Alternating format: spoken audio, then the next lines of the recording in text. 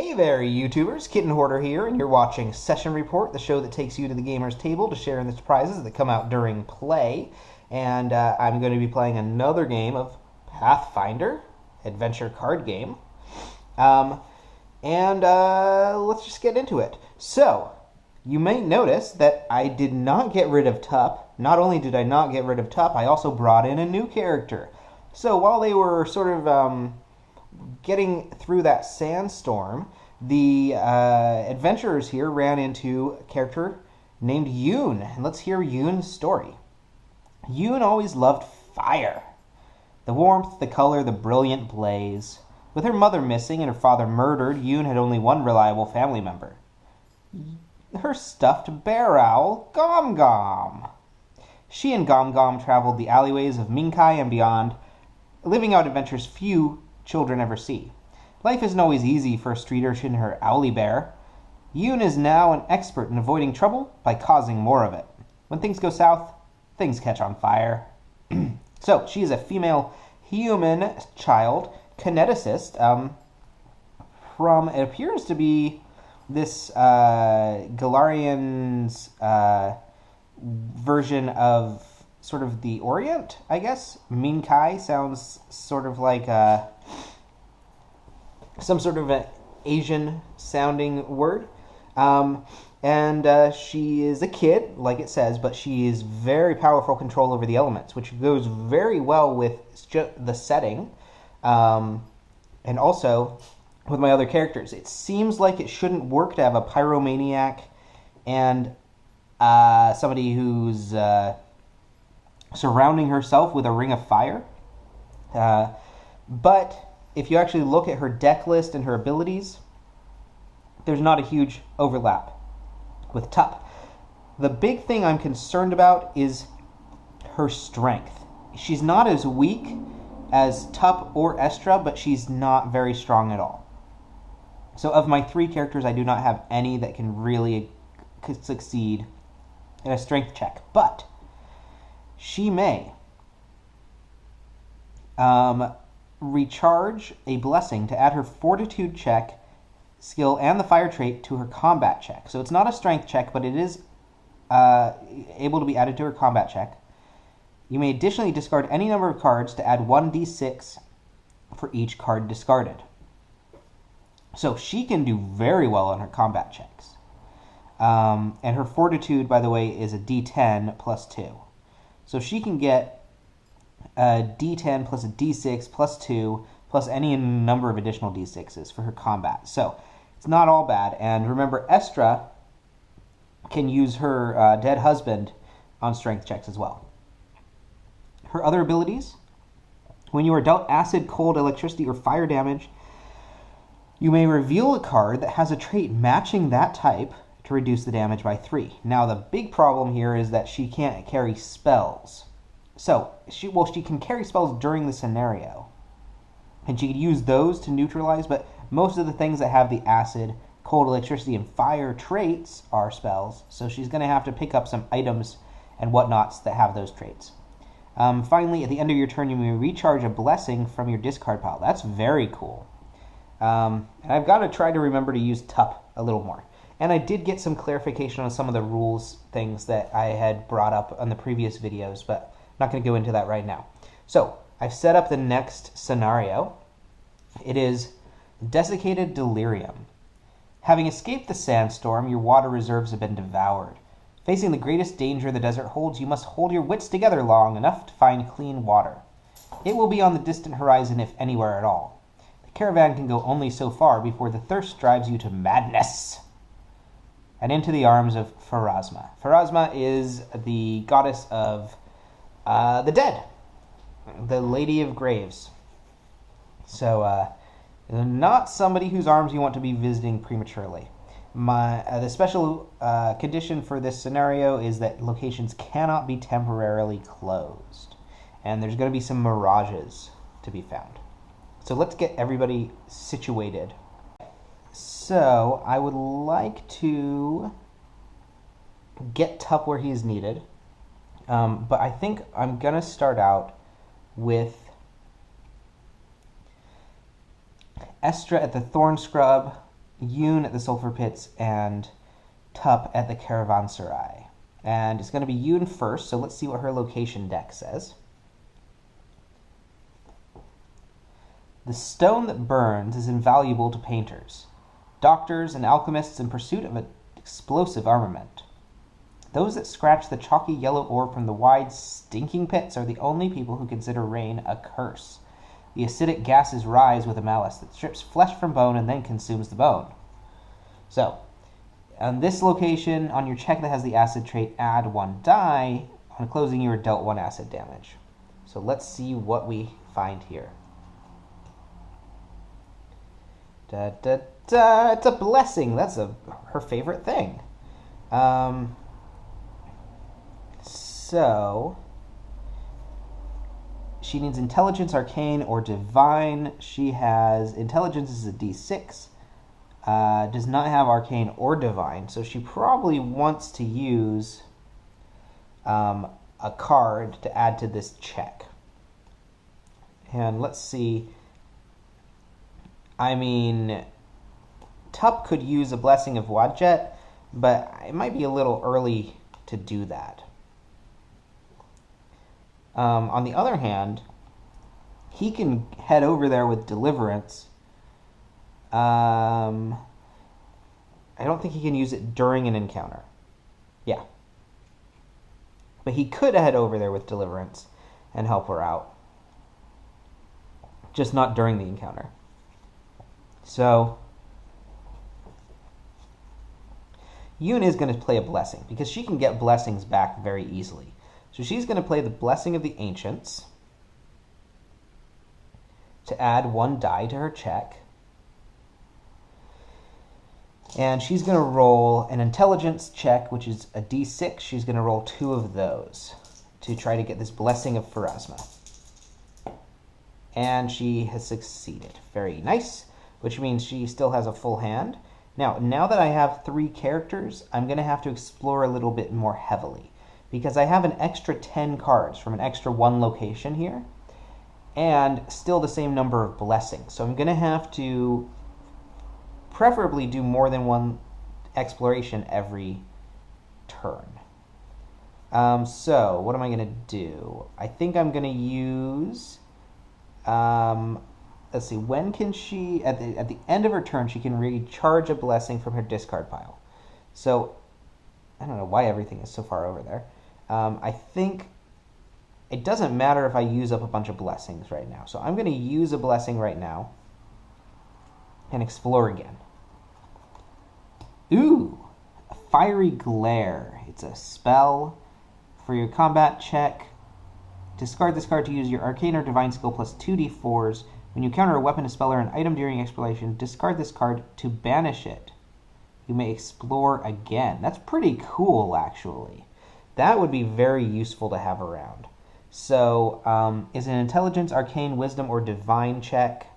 And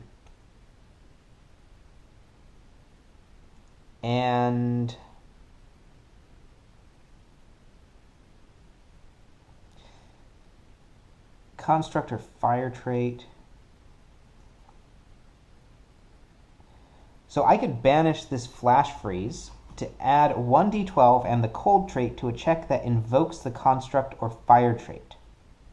This check invokes the fire trait because it's against a card that has a fire trait. I'm pretty sure that's how it works. So I could use this to get an extra d12, which I would roll in addition to my d6. And then, because it invokes the fire trait, he could recharge his card to add another die.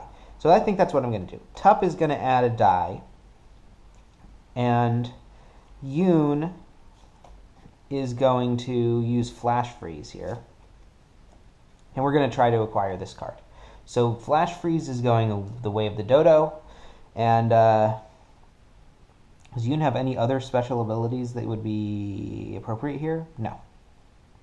Okay, so she's rolling 2d6s plus 1d12 and the cold trait.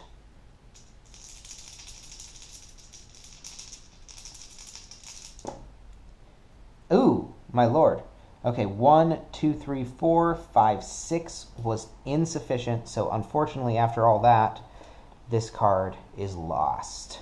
And I think we're going to leave it there for Yoon's turn, so she's going to recharge a Blessing of the Elements from her discard pile. Then she's going to draw back up, reset her hand, and we will move on to Estra's turn. Okay, so the only thing with the invoking, apparently the only thing you can't do is basically you can play a card that adds a trait, or you can do the check against a card that has the trait printed anywhere on it, and against the card is basically you're doing a check that the card tells you to do. And then if all of that checks out, then you're fine. And when does Yoon actually recharge her card? When is end of turn?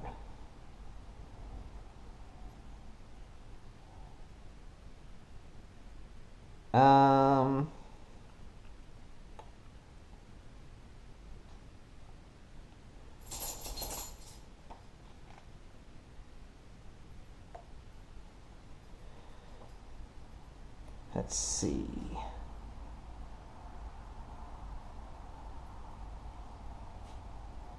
First, apply any effects that happen at the end of your turn, then reset your hand. I did it correctly. Okay, great. So it's Estra's turn now. Let's see what she finds in the Thorn Scrubs. All right. Every living thing in the desert has vicious and ingenious ways of protecting its most precious resource, the waters of life within. The plants learn the weapons of predators, stinging barbed teeth, toxic resin venom, rending thorn claws. In turn, the predators grow even more ferocious. Why are they predating on plants? Okie dokie. So I believe the first thing I'm going to do is I'm going to play Augury. Discard this card to choose a type of card and examine the top 3 cards of your location deck. If there are any cards of the chosen type, set them aside. Choose a type of card. I'm going to choose... Monsters are very heavily represented, so I'm going to choose monsters. Okay, we found a Desert Trapper there. Return the remaining cards to the deck, and none of these had the trigger trait. Return the remaining cards to the deck, shuffle it, then put the cards you set aside together in any order in the top or bottom. I see no reason to fight this Desert Trapper. He seems easy, but we'll put him on the bottom of the deck. And then I'm going to attempt my check. So, I have Divine D12 plus 2. I need an 8. It was a 4, so that is not successful. So that goes there. Then I'm going to have my actual exploration. Ta-da! Crocodile skin armor. Very good. Very good. Oh, and I keep forgetting, she's proficient with light armors, actually. And Yoon there is proficient with light armors as well, and can become proficient with weapons. So if anything says if you're proficient with light armors, you can do something, she can do it. So for instance, I can take this to reduce acid, combat, or electricity damage dealt to me by 5. Instead of banishing, I can bury it. So she's going to try to acquire it. Let's see. Does he add to your Constitution check? He does. Sure. No.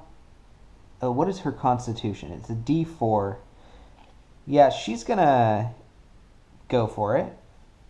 Add 1 D10 and the undead trait to my Constitution check. So Constitution is a D10. I also have a D4. And we'll see what we can get. A D10 plus a D4. And you need a 6. All right, that was a 6. A 9. It is in my hand now. And she's going to end her turn there. Draw back up. Tuppy Tuppy Tup. It's a Tuppy Tuppy's turn. Okay. It's Tuppy Tuppy's turn. So we're going to discard. And now there's a Blessing of the Ancients. Jeez Louise. Okay. So he is going to examine, or he's going to explore his location. Holy Water Grenade. Excellent. So when you would encounter an item, draw an item from the box instead, encounter one, and banish one. So we get our choice at this Caravanserai. Oh, I never did look at what that description was. Ooh, that seems cool. Few places in the world are more welcoming than the display of hospitality that is the Caravanserai. Here, your cup of mint tea is never empty, and exciting tales pour from travelers seeking respite from the sun. Though your stay is brief, the bond between travelers can last a lifetime, if only in memory. Very nice. All right, so I can choose between the Holy Water Grenade or the Twitch Tonic. Twitch Tonic is, you can use it to explore or banish it to draw 1d4 plus 1 random allies from your discard pile, then shuffle any number of allies into your deck. That's pretty cool. I'm not sure why it's called Twitch Tonic. And the other one is used to defeat a Bane. Now, the Twitch Tonic is alchemical. The Holy Water Grenade is not, so we're banishing the Holy Water Grenade. Because remember, he's got this really cool alchemy kit. And he's got to do an intelligence or craft check. Unfortunately, his intelligence is a d6. But I can reveal this to add 1d4 to the check.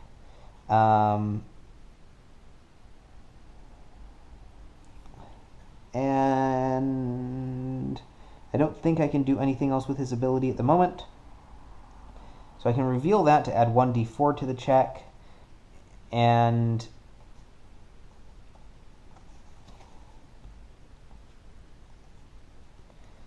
nobody else can, I think, do anything at the moment. So instead of revealing it for 1d4, I'm going to discard this card to add 2d8. I don't know if it's worth it. I'm just going to reveal it for the 1d4 and hope for the best. All right, so I got a d6 and a d4. I need to get a 6. Let's see. Nope, it was a 4. Okay, so this also gets banished. And then I'm going to discard my Porcupine to explore my location again. Oh no, it's an acid pool. All right, so this is Intelligence, Craft, Wisdom, or Survival check of 9. Intelligence, Craft, Wisdom, or Survival. My best is Intelligence. It's a d6, unfortunately. But I could use Blade Guard to completely reduce any acid damage dealt to me.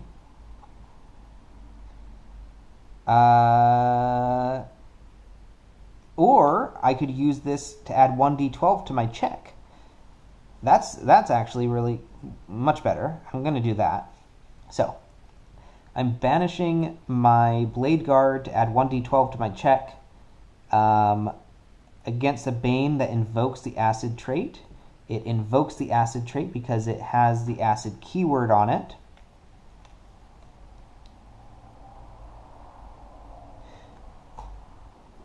I believe that's correct.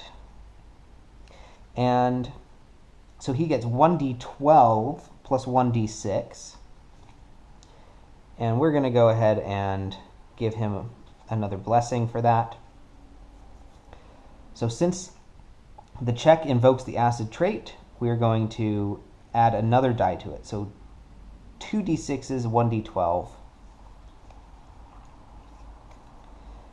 Hopefully that's enough. Right, Yoon is recharging this blessing. 2d6s and 1d12 to get a 9. Is there anything Estra can do? Not really. Is there anything else Tup can do? He could play the Blessing of Wadjet, except it doesn't work against Banes. It only works against Boons. This is pretty much all that we can do.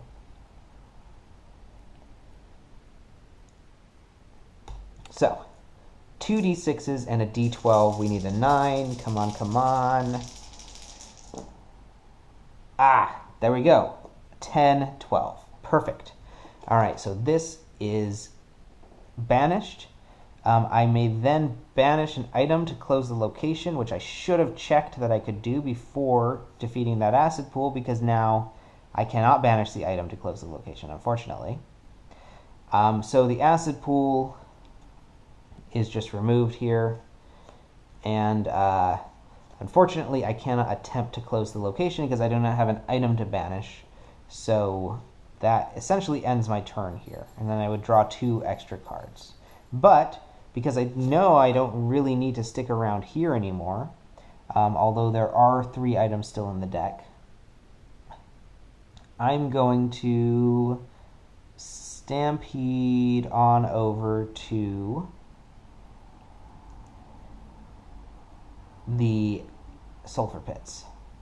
So I'm playing Deliverance, displaying Deliverance to move over to the Sulfur Pits where Yoon is, since she has her turn next, and then shuffling Deliverance into this deck.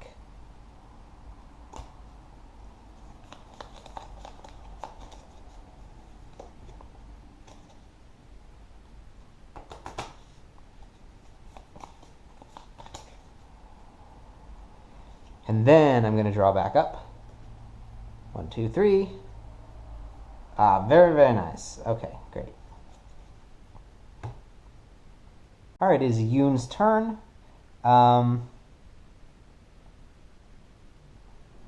And she is going to discard a blessing here and explore. Okay, so I can recharge this instead of discarding it if I play it on this turn. So that might be something to keep in mind. Explore. Oh no, it's a Sand Creeper. So I did not examine the card, so my trigger does not trigger. Sand Creeper is immune to the piercing and slashing traits. Before you act, recharge any cards that have the electricity trait. Unfortunately, my Shock Lizard has the electricity trait, so I have to recharge it. Okay. So I can use my Daba to help me with my combat here. And I could use the Blessing of Pharasma. I might as well to add 1 die to a check. And if I play a spell, I could add 2 dice. But I do not believe I have any spells that can affect other people's checks right now. So I think I'm going to use both of these. Well, let's see. I can recharge a blessing to add my Fortitude and the Fire trait to my combat check, which I think I'm going to do. So I'm adding the Fortitude and Fire using this Blessing of Pharasma to get a D10 plus 2 plus my regular strength die of D6. D10 plus 2 plus D6. I may additionally discard any number of cards to add 1d6 for each card discarded. So what is that? A d10 plus 2 plus d6 and a d4. I think that should be sufficient.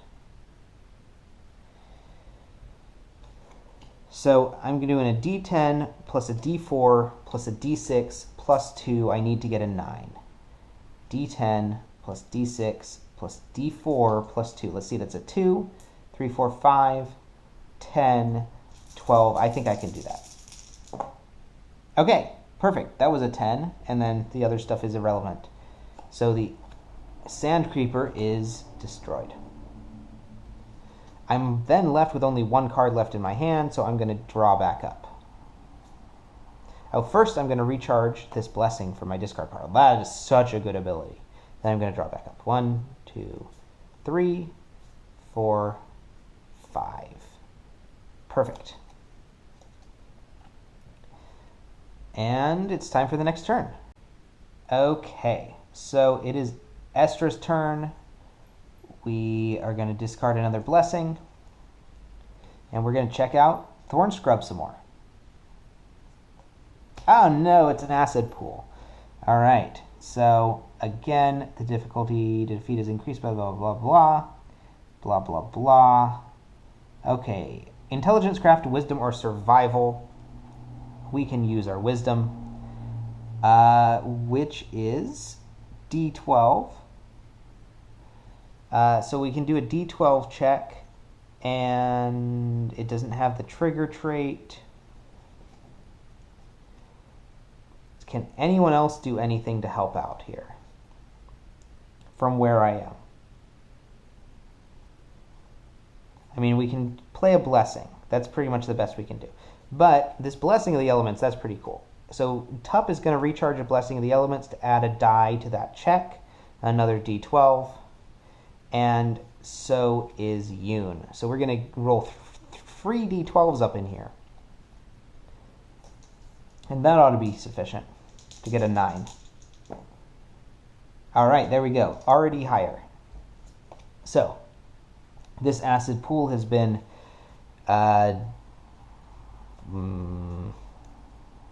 neutralized, I guess. What do you do to an acid pool? You raise its pH, I suppose. And that's what's happened. And then she is dealt 1 poison damage. Well, she can discard or recharge a spell or blessing to reduce the damage dealt to her by 3. So she's going to go ahead and discard a spell to reduce this poison damage dealt to her by 3, which means she can now close the location. And let's see what we banish. Desert Trapper, of course, the Emperor Cobra, Toxic Geyser, ew, a jelly. Oh, is that a cat? That's not cool. A compass, and dry quicksand. Alright, so good thing is nothing really worth getting is being banished here. Nothing I would have wanted.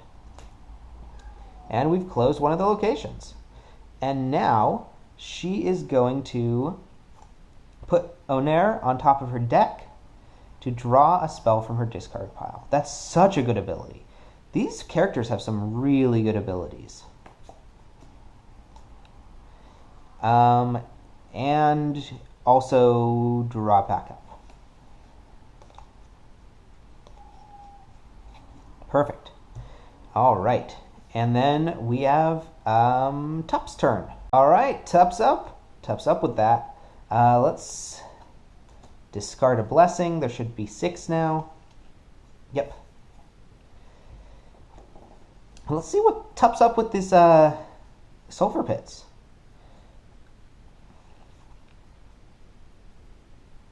I think I can deal. Explore. Ooh, a sling staff. That would be really good for either of these characters. It's a dexterity or ranged weapon. I think it'd be best for Yoon. Because remember, she can have the weapon skill, or the weapon proficiency. Oh, and you can sling alchemical. Oh my god, there's some good stuff in there. You can sling like potions and poisons and stuff with it. That's great. Alright, so what do I need? A dexterity or ranged 8. I am going to discard this Blessing of Wadjet to add 2d8s to this. So it's 3d8s plus 2. That ought to do it. That'll get me the item. 1, 2, 3, 4, 5, 6. Okay, that was somewhat nuts.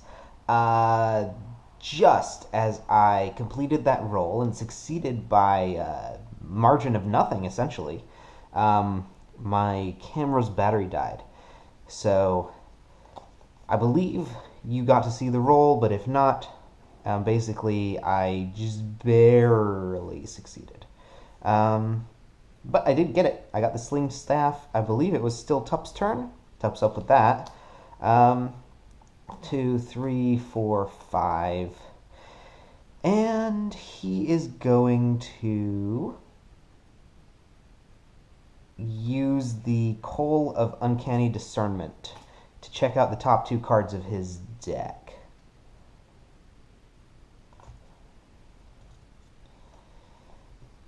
Ooh, a Filtery Hood. Reveal this card to reduce acid, electricity, or poison damage dealt to you by 1. Very nice. All right, put that on top.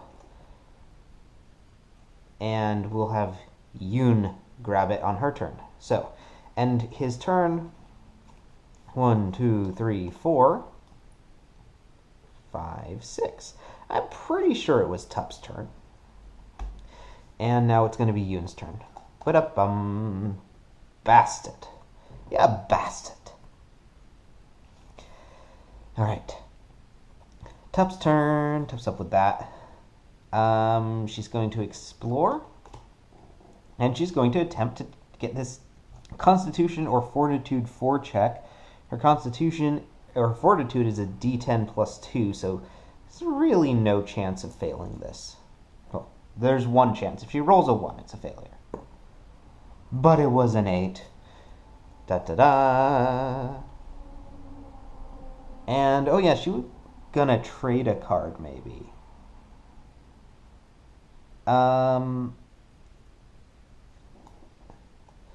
Does Tup want some... I think Tup wants that alchemical potion. So, before she does her turn, she's going to give this alchemical potion to Tup.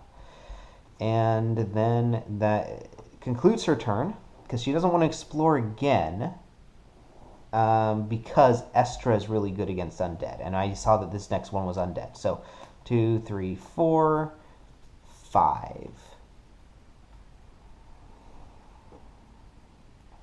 And then Estra's turn, she's going to reveal.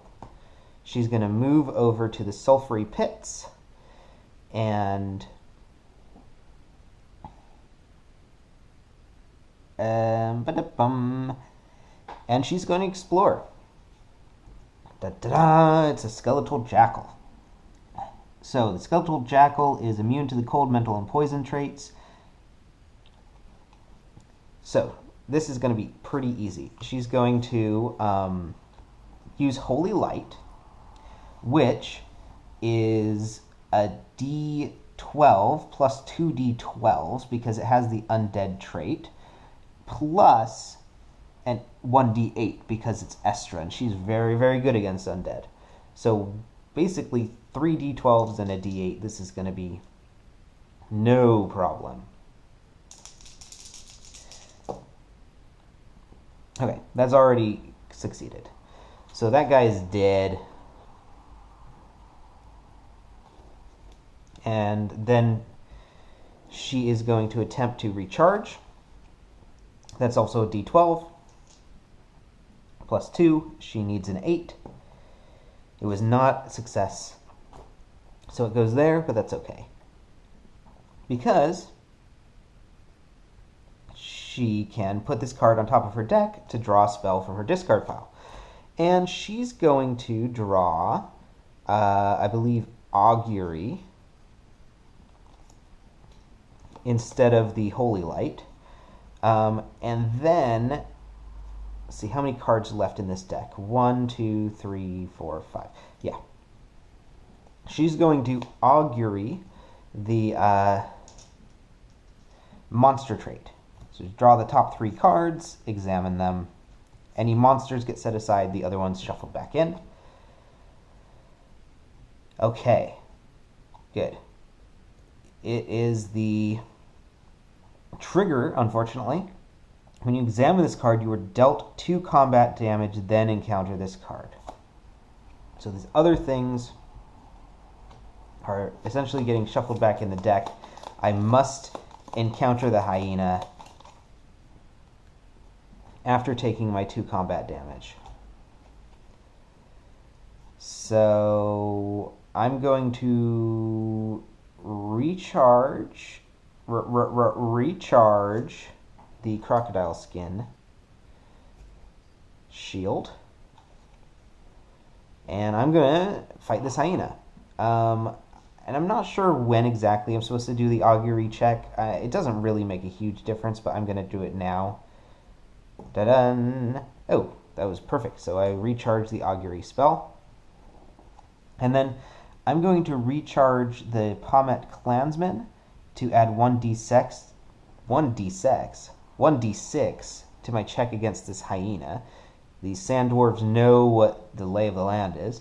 So I'm now rolling a d4 and a d6. So either Tup or Yoon is going to have to help out here. And I believe that Yoon can help out, Tup can help out, actually, with multiple things, but mainly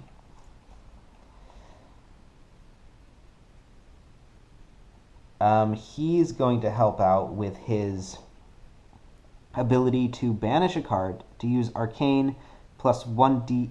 No. He's going to recharge a card to add 4 and the fire trait.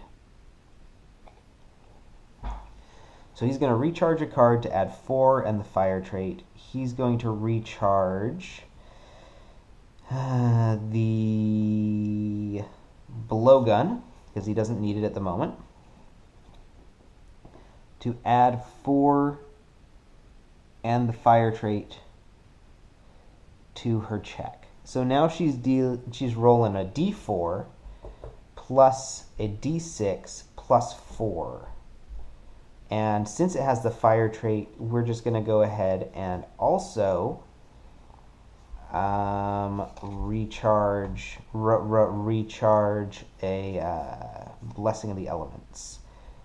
Since it now has the fire trait, that means it invokes the fire trait, which means we can add another d4. So that goes into Yoon's hand. So we've got 2 d4s, a d6, and plus 4. That should be enough to get this 9. Alright, 4, 8, plus 4. That is enough. So that thing is dead. Okay, now every other character at the location is dealt 1d4 fire damage. So let's see how much fire damage this is. 4. Oh dear. So she can discard a spell or blessing to reduce damage. That's not helping. She can bury this crocodile skin armor to reduce... no, she's just going to recharge the crocodile skin armor. No, because that doesn't work against fire damage. She can't use the recharge ability. But I think it's better to discard it versus bury it. And then Yoon has to deal with this fire damage. She may reveal a card that has fire to reduce the damage by 3. So she doesn't have any fire.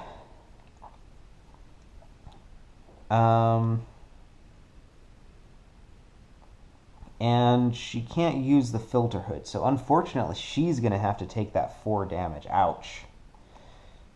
I don't believe there's anything she can do about that. Because she doesn't have any cards with the fire trait. So she's taking this 4 damage right now, like so. Unfortunately, oh, ouch. And that empties her hand. Okay, so that ends the turn. So Estra is going to draw back up. 1, 2, 4, 5. Oh man, where's my cure spell? Alright, Tup's up, baby. Yeah, boy. Alright, so first thing Tup wants to do is hand the sling staff to Yoon. Give the sling staff to Yoon. Although Tup would sort of benefit from having the sling staff as well. Now, what is this alchemist kit again? When you would banish a card that has the alchemical trait for its power, discarded instead. So it does not count banishing a card for something other than its power. For instance, the sling staff. I don't think that counts. Banish an item that has the alchemical trait to add 2d6 and the item's traits. No, that doesn't count. Okay. So, Tup's turn. Tup is going to, I suppose, explore. Ooh, my goodness. It's a stained glass elemental. Reveal this card. Oh, it's a ally. Reveal this card to add 1d8 in the electricity trait to your combat check. Okay, so this is a charisma, survival, or arcane check. Charisma, survival, or arcane. Well, my arcane is a d12 plus 1, so that seems like the thing to do. A d12 plus 1.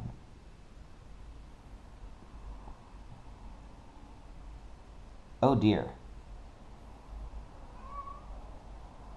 Recharge this card to add 1 plus the scenario's adventure deck number to the result of your check. That's pretty cool, though. That's a pretty cool thing.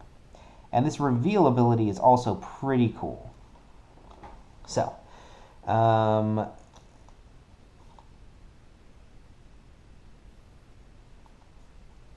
much I can do, really. This does invoke the electricity trait, I believe. But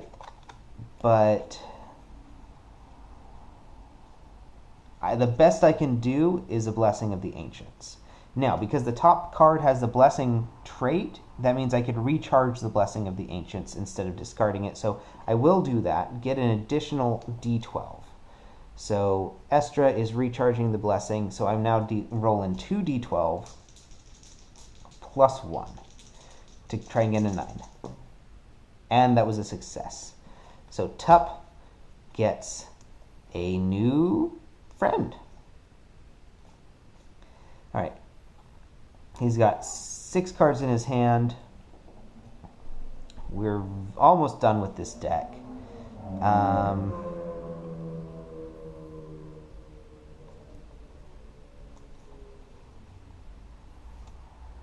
So let's continue, I guess. And I'm going to try my Shock Lizard. I'm going to explore again with my Shock Lizard. Oh no! Good thing I didn't examine this card. So it's just a Dexterity, Disable, Stealth, or Intelligence check. Oh, I should display my Alchemist kit. So I'm going to display my Alchemist kit. I guess I'll just put it face up here on top.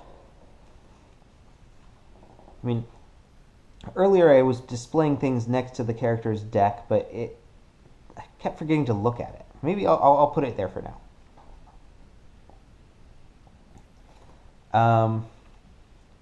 I think it's too late for me to display it.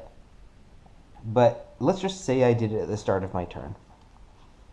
And then I can try this Acid Flask. Instead of banishing it, I can... What do I do? Instead of banishing it, I discard it instead. Okay.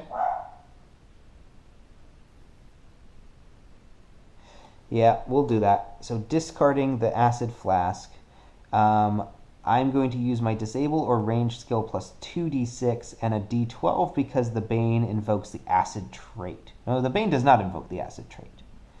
That was stupid of me.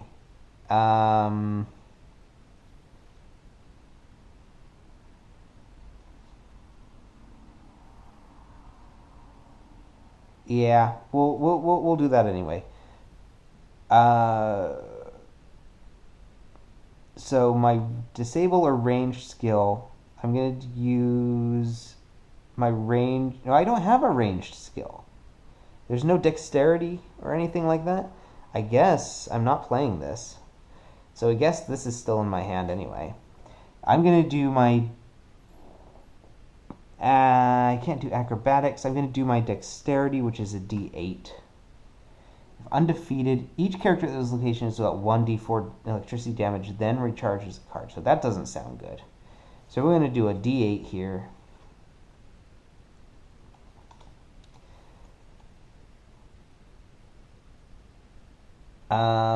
Is it a Wisdom, Survival, or Knowledge check? No, it wasn't. Would that help? Not really. Alright, so we're going to try a d8. We need a 5. I don't know. Should I get rid of this Acid Flask? Well, my disable would be a d4, and then I'd be rolling 2d6s. I think I'm going to try it. I'm going to get rid of the acid flask. So I'll say I displayed the alchemist kit, I discard the acid flask, doing a d4 and 2d6s. Try and get a 5. Oh my god, it was a 3. Oh no. Okay, so 1d4 electricity damage to every character at the location. Oh wait, my check had an acid trait, so I would roll additional die. And look at that, it was a 2, so I got a 5. My check has the acid trait because...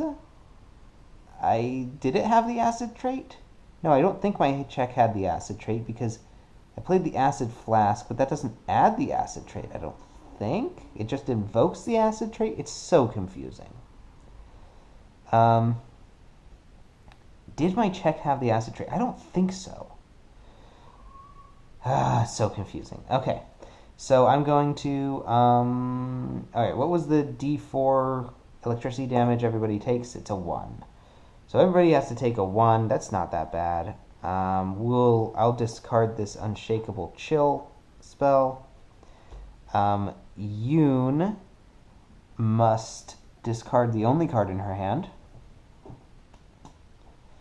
And Estra can discard a spell or blessing to reduce damage dealt to her by 3.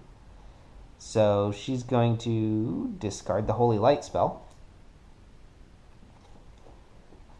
And then everybody recharges a card. So I'm going to recharge my Stained Glass Elemental. And Estra is going to recharge her Osirian History Guide. And then put this back in the deck.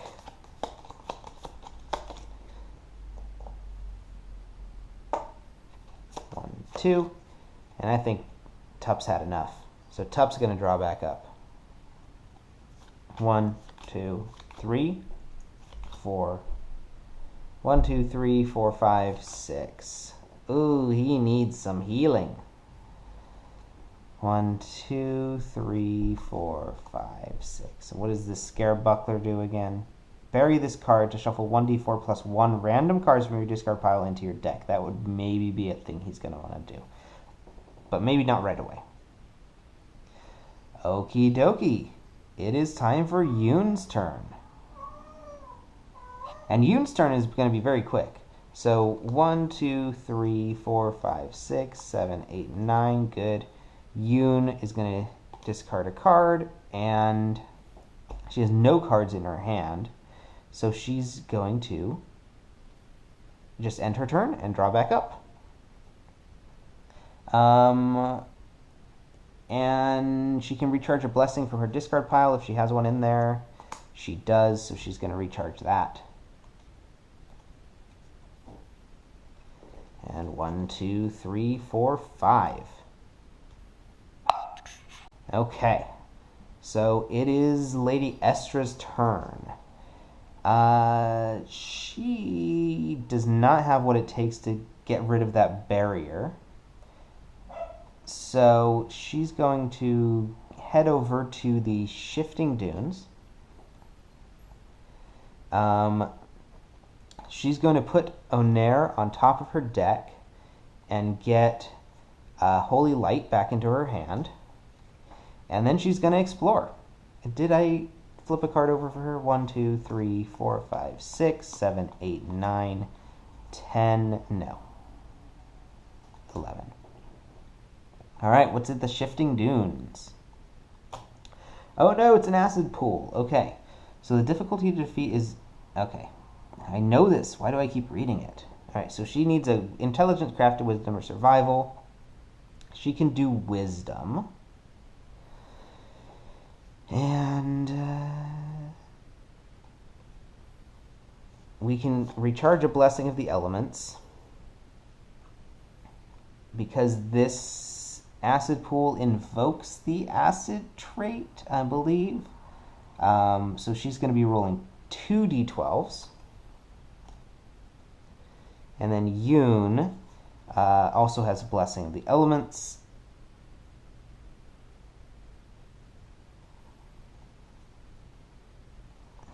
And she's going to recharge one as well. So we've got 3 d12s now. 3 d12s against this acid pool. And we've succeeded. So the acid pool has been defeated. Which means I must now, to attempt to close the location, summon and defeat the giant sand eel. So we're going to do that.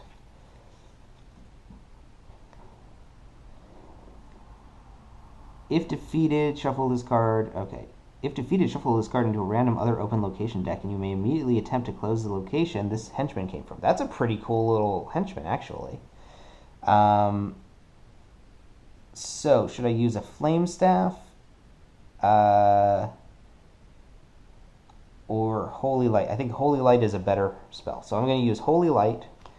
We're going to use our Divine plus 2d6, so that is a d12 plus 2 plus 2d6, and just to make sure things work out fine, Yoon is going to discard a Blessing because she can always just get it back later to add another d12. So 2 d12s plus 2 d6s to get an 11, and plus 2. All right, 11. Yeah, easily. Okay, so this is defeated. Shuffle into a random other open location deck. So I'm going to do 1, 2, 3. If I roll a 4, I'll re-roll. It was a 1. Oh, good. I had no henchmen in the caravanserai, so that's perfect. Man, that giant sand eel is actually a pretty cool guy. He's a pretty cool guy. He's pretty nice. I mean, he's cool.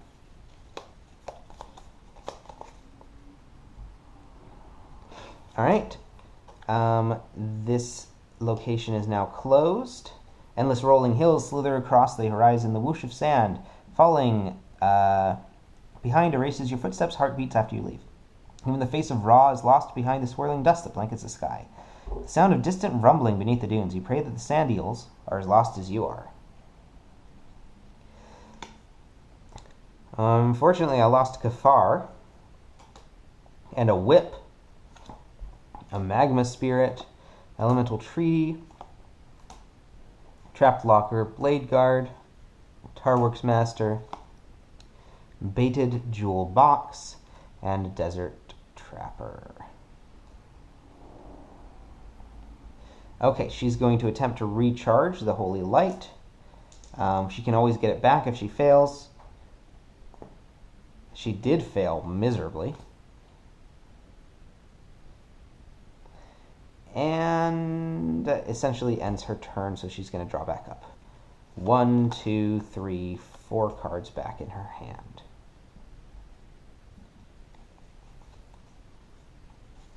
Oh, very nice. All right, Tup's up, dude. So we're going to discard a Blessing. It is a Blessing of Ra. And Tuppity Tupmeister is going to...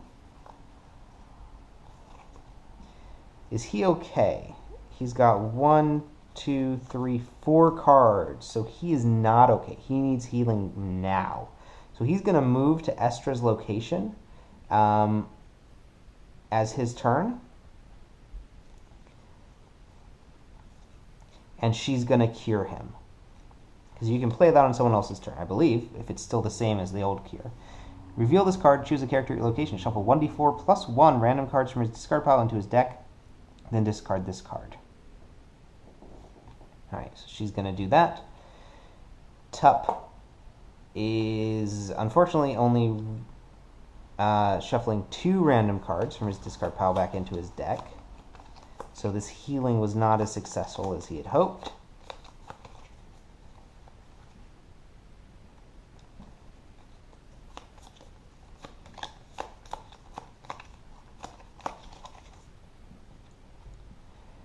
And then she's going to attempt to recharge. It was an 8, so she actually did recharge it, which is actually not the outcome we wanted, but okay. And since that was such a failure, I think he's going to then use his Scarab Buckler and shuffle another 1d4 plus 1 random cards from his discard pile into his deck. So he's burying the Scarab Buckler to give himself some healing. And that was a 5. So 1, 2, 3, 4. All these cards get shuffled back into his deck.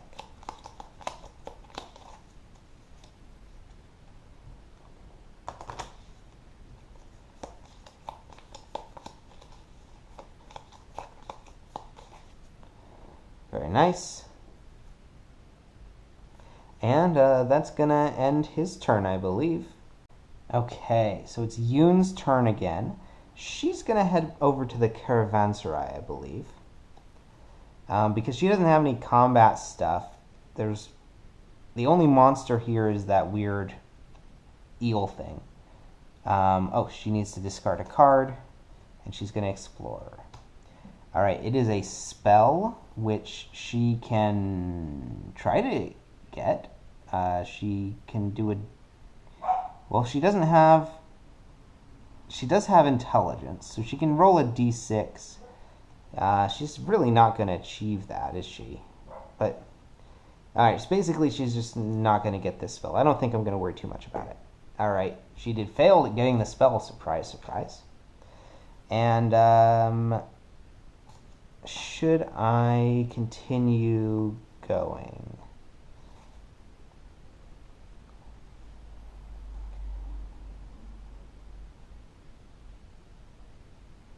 She can discard to explore your location, add 1d6 to survival checks. She doesn't have any items in hand, so she's going to end her turn and draw back up. Well, first she's going to take this blessing and put it back, recharge it. Then she's going to draw back up.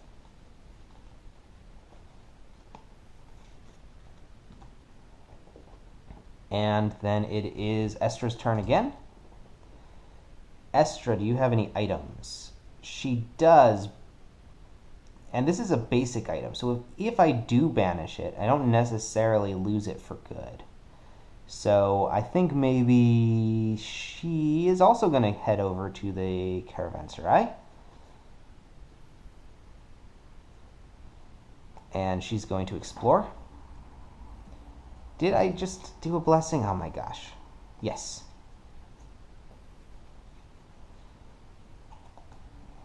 And it is a little weapon. So no real sense in trying too hard for this. I'm going to roll a d4. If I get lucky, I'll get it. No, I did not.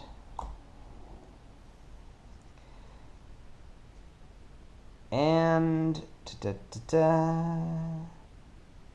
Alright, she is going to put Onair on top of her deck to get the Holy Light back into her hand. And she's going to 1, 2, 3, 4, draw back up. 5. And then it is Tup's turn. And Tuppity Tup.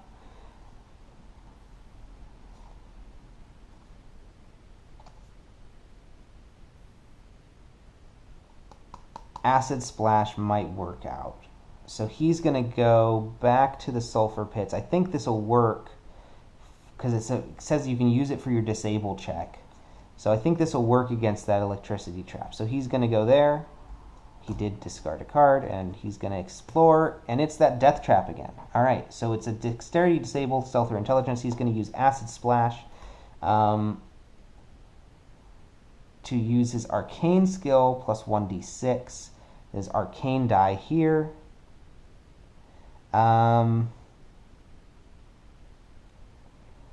Arcane d12 plus 1 plus a d6. And I just need to get a 5. I think I can do that.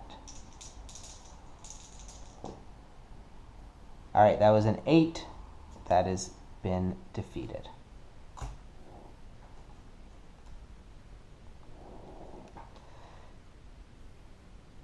And he's going to try to recharge. It's a d12 plus 1. And he succeeded.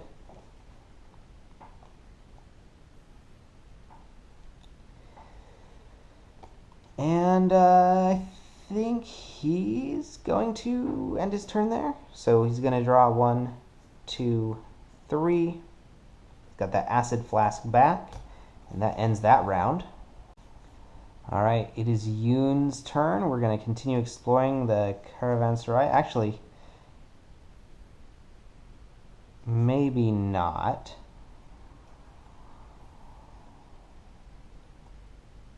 Let's see. Can I avoid taking acid damage? No. I'm going to go ahead over to Howling Sands. Because I don't have any items that I could banish if I needed to. At least Estra has the Flame Staff. So she's heading over to the Howling Sands. And she's fairly good at acrobatics too. So we're going to explore here. Did I? I didn't. Ooh, a Fireblade spell. Wisdom or Divine. Wisdom is a d4.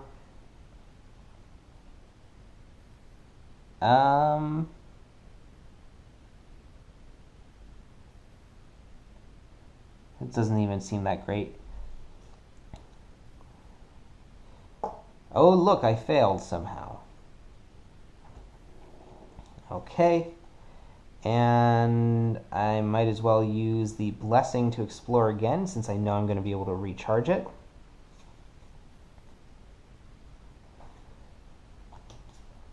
Oh no, it's the acid pool. Okay. So, intelligence, craft, wisdom, or survival. Intelligence is a d6. Wisdom is a d4.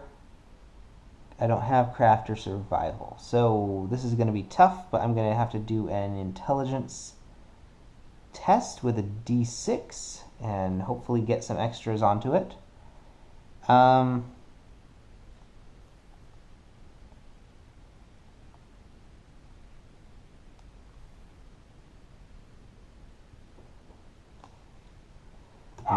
Intelligence, craft, wisdom, or survival. Can anybody help out? Well, I believe recharge this card to add 1 die to any check that invokes the acid trait. So it invokes the acid trait because it is against a card that has that trait. I'm pretty sure that's correct. Alright, so it just seems like this blessing is way too good. But we're going to be rolling them on top. So we're rolling 2d6s now. And she can also contribute a blessing of the elements. So she's going to be rolling an additional d6. Or Yoon is going to be rolling a third d6. That's really the best we can try for with this acid pool. So 3 d6s. I don't think I can get any better than that.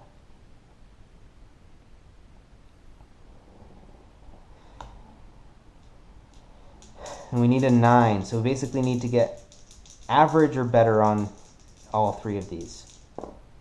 Oh my gosh. 10 just on 2 of them. So that is defeated.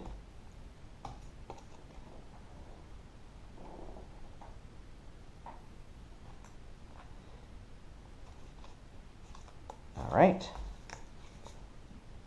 And we now must attempt the check to close the location, which is dexterity or acrobatics with a difficulty of 4. So dexterity or acrobatics, not much I can do. Luckily, my acrobatics is a d8 plus 2, or d8 plus 1.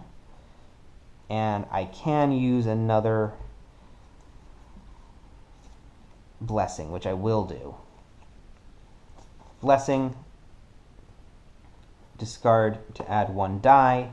So we've got 2 d12s, or not d12s. Is it dexterity? No, it's 2 d8s. That would have been crazy dexterous. 2d8 plus 1. Oh no! That was only a 3. So I did not succeed in closing the location. And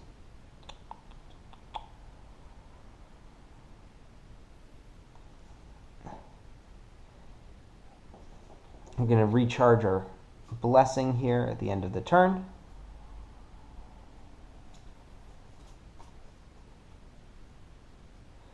And draw. And I've figured out, I guess, the sulfur pits are where the villain of the scenario is, because I've already encountered henchmen in the other locations other than the sulfur pits. Alright, Estra's turn. Discard.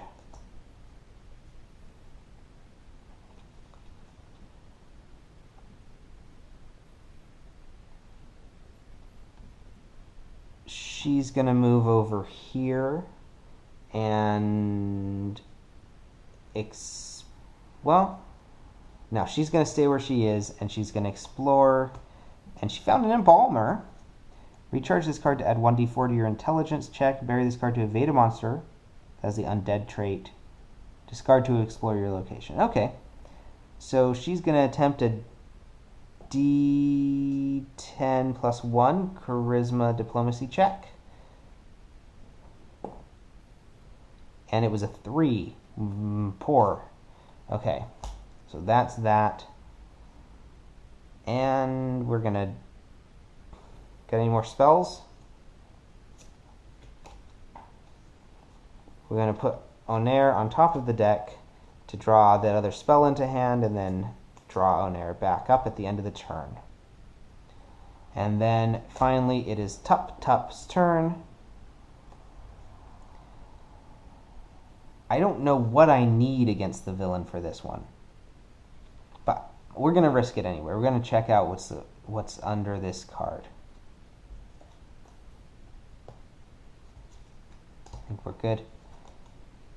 And it's Deliverance. Excellent. He automatically acquires it. 1, 2, 3, 4, 5. That was one of the questions that I had. Unfortunately, he has nothing that will allow him to do an extra exploration. So this, almost assuredly the villain is still lurking there. 1, 2, 3, 4, 5. He's going to end his turn. 1, 2, 3, 4, 5, 6. Okay. And Yoon, let's see, how's her perception? I'm guessing if the villain is a mirage, it might have something to do with perception. Nobody has good perception. But I think that maybe Estra would be the best at this. So we'll wait until Estra's turn. For now, any of these have the cold trait? No. I still have no items, so I don't want to explore here in case I get another one of those sand eels. So I'm going to stay where I am.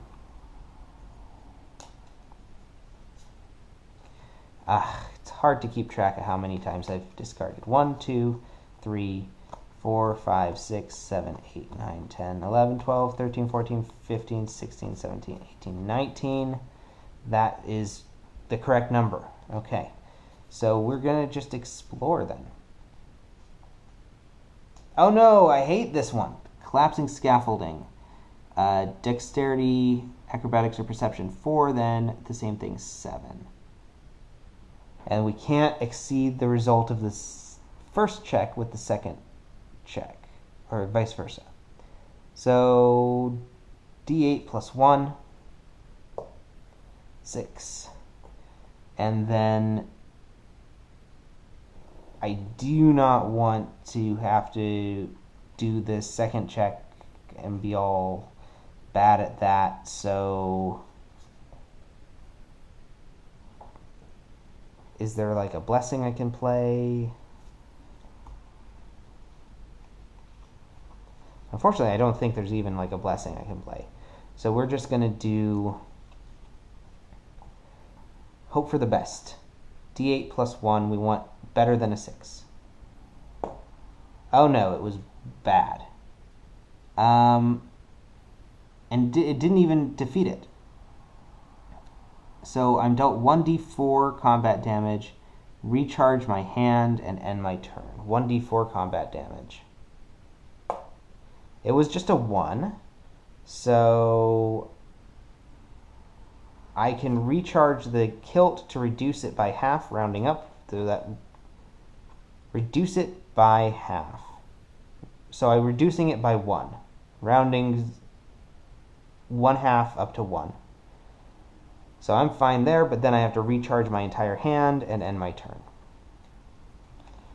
Let's recharge my hand in this order.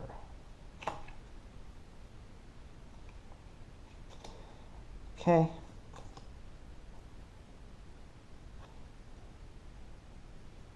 Do I reset my hand? End my turn. I think that includes resetting my hand. 1, 2, 3, 4, 5. Oh, the blessings. All right, and this gets reshuffled back in.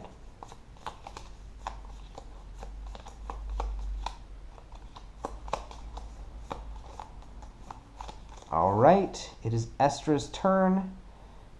Discard a blessing. She's going to move over, and she's going to check out what this possibly mirage is. Hopefully mirage. All right. Ooh, it's a wisdom or perception. When you examine or encounter the mirage, if any other location is open, the mirage is evaded. Shuffle it into a random other open location deck. Ooh. That's pretty cool, actually. So we'll say 1, 2, and 3, 4. All right. So the mirage has been shuffled into the open sands. It has been evaded.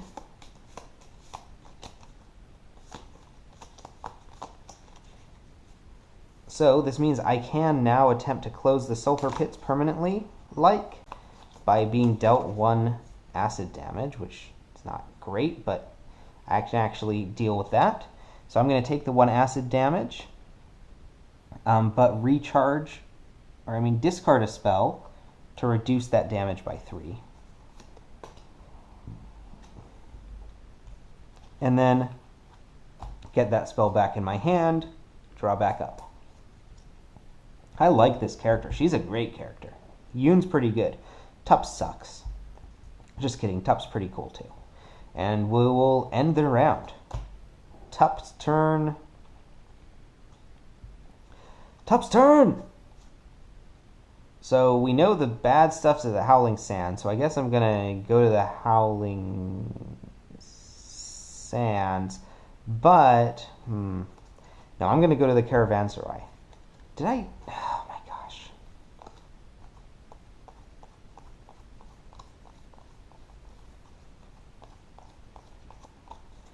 Okay, perfect. And we're going to explore the Caravanserai. It's a crobber. So I have to actually get an item from the box. Choose one. I'm taking the alchemical one for sure. So we're going to encounter that. Intelligence, knowledge, or craft. My intelligence is a D6. I do not have knowledge.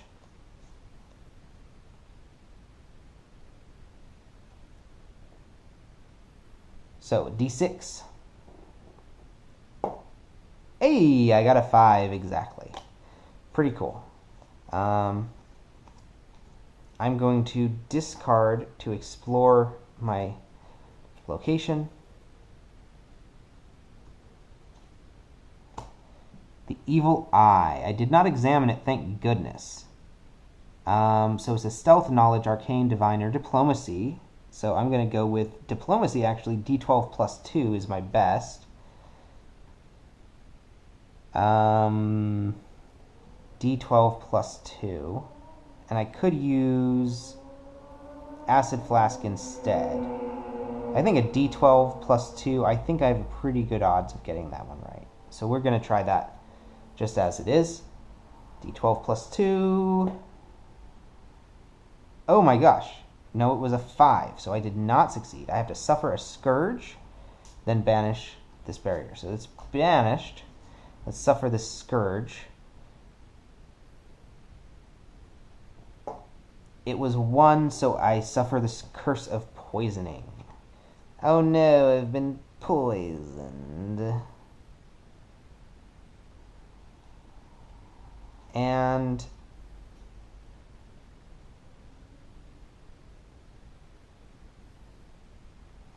he's going to stay there. So he's going to go 1, 2, 3, 4, 5, 6. That's exactly what he needs, but then he has to discard a random, or recharge a random card, not discard it. So he's recharging this spell.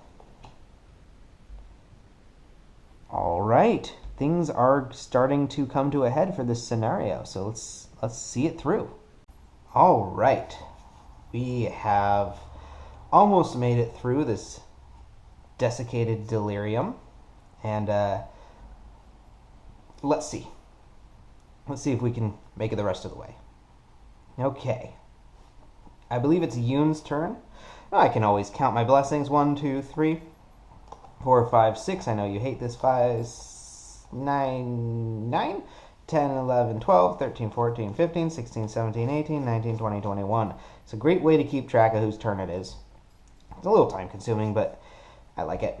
All right, Yoon's turn it is then. So we're going to discard the top card. She has to recharge any cold cards. She has no cold cards. And I can't remember, actually, whether the Mirage went into the Caravanserai or the Howling Sands. But let's try and close up this Caravanserai. My concern is... Hello, Luna. Hi, Tuna. Hello, Luna. Hi. My concern is that I don't have an item.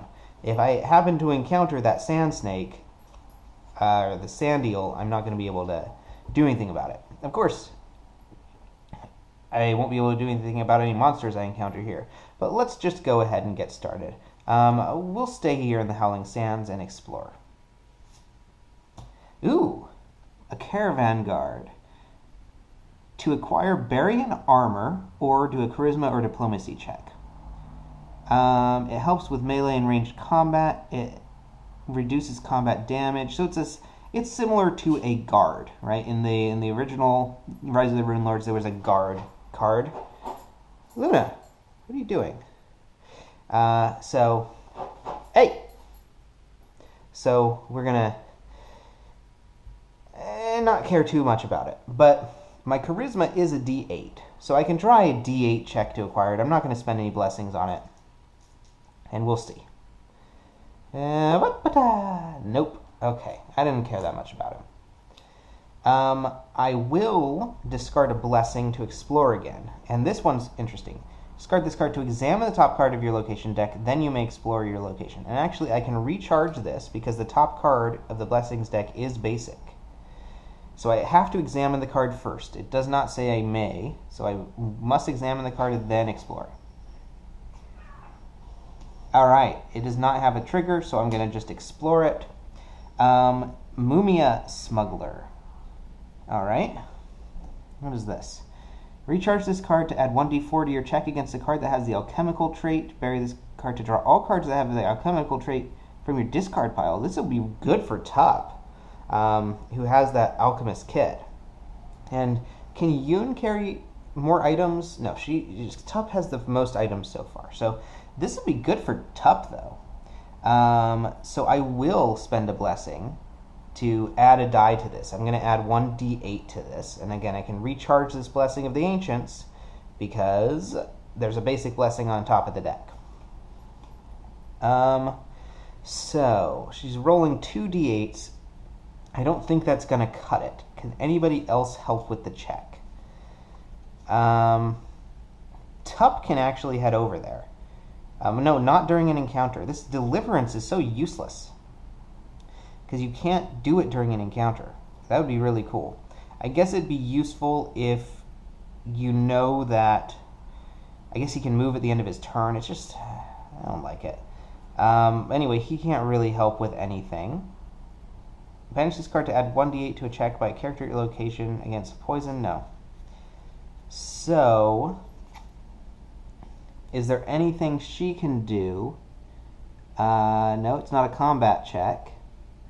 So, there's really nothing she can do. She's going to roll 2d8s and hope for the best. Nope, it's a 5. So that is discarded. And just because she can get a blessing back, she's going to discard this blessing to explore her location and see what there is to see. It is the compass. Very nice. The compass. Alright, it is a wisdom or survival check. Her wisdom is a d4. I don't really care about getting this compass, but I'm not going to get a 4 on a d4. And it would be nice to have an additional thing to banish to close this caravanserai. Although, by the time it's her turn again, I don't know if it's going to be still an issue. But I'm going to discard a Blessing of the Elements to roll 2 d4s on this check and hope for a 4. Alright, I got a 5, so the compass is in my hand. And I'm going to end her turn there. So she's going to recharge a blessing from her discard pile. And that's going to be it. Going to draw back up. More blessings, of course. And an armor. If only I'd had that a little while ago. Alright, it is Estra's turn. So Estra is going to head over to the caravanserai. She has an item, although she really... Well, it's basic, so she can banish that. That's fine. Let's explore. Alright. The Brilliance of Ra. This is a blessing with the trigger trait. That's interesting. No, it's an item. That's why. Alright. It is an item. She can use her Divine to acquire it. When you examine this card, you may reveal a blessing that has the Ra trait to acquire this card. Well, I do not have a blessing with the Ra trait, and I'm not even examining the card anyway. I can, however, recharge my Pomet Clansman to add a d6 to this check. I'm going to do that, and that ought to be more than sufficient. It's a d12 plus a d6 plus 2. And try and acquire this Brilliance of Ra. Alright, that was easily above a 5, so she gets the Brilliance of Ra. Now what does this do? Recharge this card to add 1 die to your Strength non-combat check. Recharge this card to add 1 die to your check against a Bane that invokes the Fire trait. So any Bane with Fire printed on it. Recharge this card to add the Fire trait to your check. Many uses for this. This is a nice item to have around. 1, 2, 3, 4, 5. Not much else she can do. Let's see. Onair. Can't do anything with him, so we're just going to end the turn there. And finally, Tups Up. There's the Blessing of Rossi. That's what confused me. It's very similar. I can see that this actually is an item. This is like, I guess, a concept. But that's why I was thrown off. Okay, so Tups Up. He's still got that Alchemist kit out, and he's got a Curse of Poison. Oh yeah, he has that Curse of Poison. Does anybody... We don't have that spell for that, so unfortunately he's still going to be poisoned.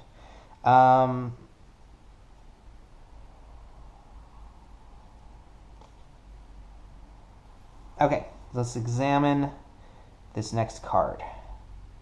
I have a feeling this is going to be the Sand Eel. Oh, it is not. It is a very interesting looking shield. I've never seen a shield of that type before. Always nice to have more shields, so I can use a Constitution, Fortitude, or melee check, not a strength check, Constitution, Fortitude, or melee. I can do a Constitution, that's a D8.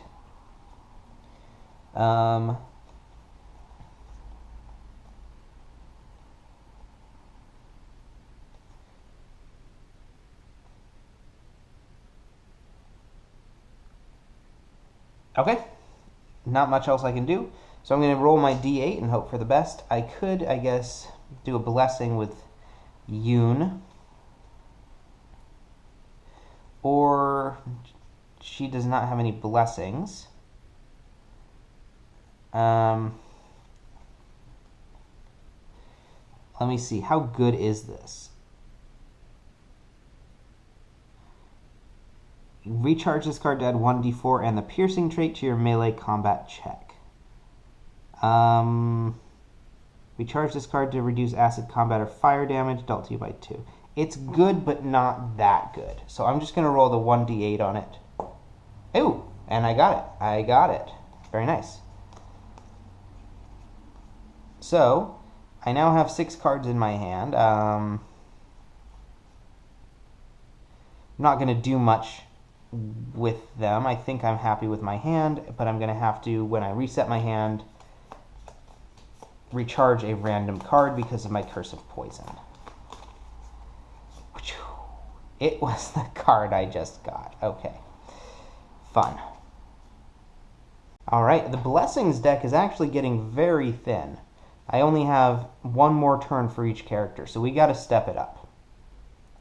Reveal the next blessing. It's a Blessing of the Ancients. Yoon is going to head on over because now she has something that she could banish, although she doesn't really particularly want to. Oh, yeah, she does, actually. She's the one who has a card she wants to banish. And, oh, I didn't do the ability with that cool raw thing where I draw another card. So, just to make it even though it doesn't matter at all, draw this. Oh my god, that would have been so good. And banish it. Oh, that would have been so good. Ghost Battling Ring. That would have been perfect for Estra. Oh dear. Okay. And we're going to explore. Ooh, it is a lightning storm. It's a weather electricity obstacle. Display this barrier next to the location. While displayed when you start your turn at this location, roll 1d4. On a 4, banish this barrier. On any other result, you're dealt that amount of electricity damage. Display this barrier next to a random location. Interesting. Okay, so there's now a lightning storm at the Caravanserai. That's a really cool little card. I like it. It's very thematic. Unfortunately, it's not what I wanted. So I'm going to discard my Blessing of Pharasma to explore again. And this has to be the giant sand eel. It was. Okay. So it is a combat check. The difficulty defeated, blah, blah, blah. Okay. So nothing that applies to my check printed on the card. It's a combat check of an 11. Yoon has only a d6, but she can recharge a blessing to add her fortitude, skill, and the fire trait to the combat check. She may additionally discard any number of cards to add 1d6 for each card discarded.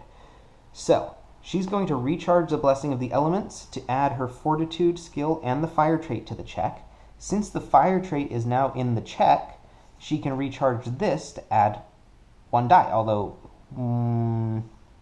yeah, it's basically the exact same as discarding a card to add a die. So, she's going to, because that doesn't count as playing the Blessing, because it's part of the power. So I think we're good. She's going to recharge the Blessing of the Elements. Now she's rolling 2d6s and a d10 plus... No, just a d10. 2d6s... No. Fortitude is d10 plus 2. 2d6s, a d10 plus 2. Is that going to be enough to get me an 11? I don't want to risk it because we only have a couple of turns left.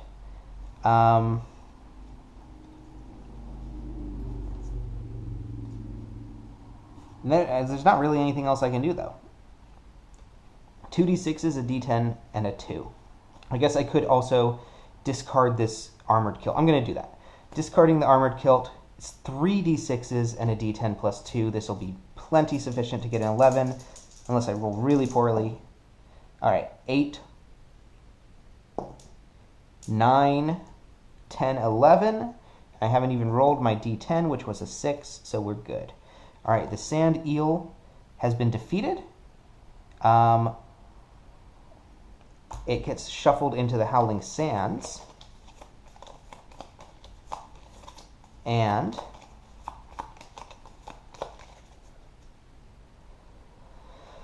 now I have to banish an item to try to close this location. So I'm going to banish the compass, close the location, draw 2 items from the box, keep 1 and banish 1. Alright, it is, a potion of healing, always nice to have on hand, versus a flash freeze, which is also quite good, but I'm going to keep the potion of healing, because the other is basic, so I can get it at any time that I don't have enough cards in my deck. And that'll do it for her. Nobody's in danger of dying, so I don't need to use the potion of healing right now. I will recharge a blessing from my discard pile. I'm going to recharge that blessing of the elements because those are always nice to have. And reset the hand. Ooh, and before I do that, actually, don't want Tup to have to be here during the start of his turn because of the lightning storm. So look at that. Deliverance actually came in useful. He's moving over here and shuffling Deliverance into this deck.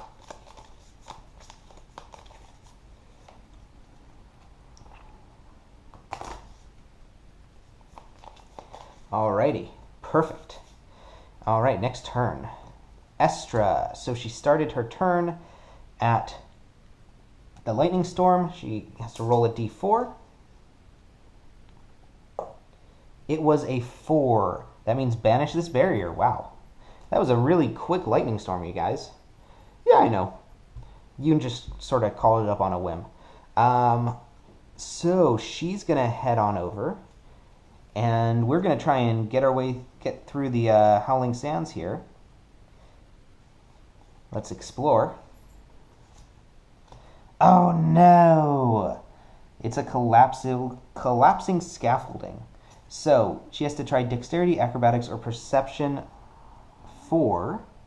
Dexterity is D4. Acrobatics and Perception are non-existent. She can use Onair, but she doesn't want to use Onair on this check because then she wouldn't have him for the second check. Whew, shoot. Okay. So let's hope Yoon has a card she can use. No, Yoon has nothing. Nothing she can use. So maybe Tup has something. Tup has nothing to help her. So she's basically going to be dealt this 1d4 combat damage, recharging her hand and ending the turn.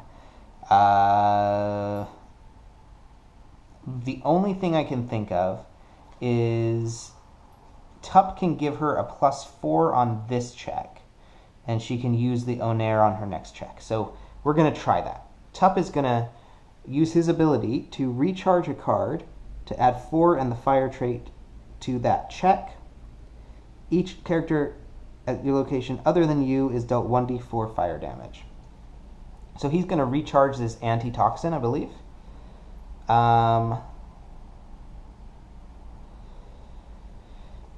To add a 4. So she automatically is succeeding. Ooh, with an 8. That's sort of unfortunate, actually. And then she is dealt 1d4 fire damage.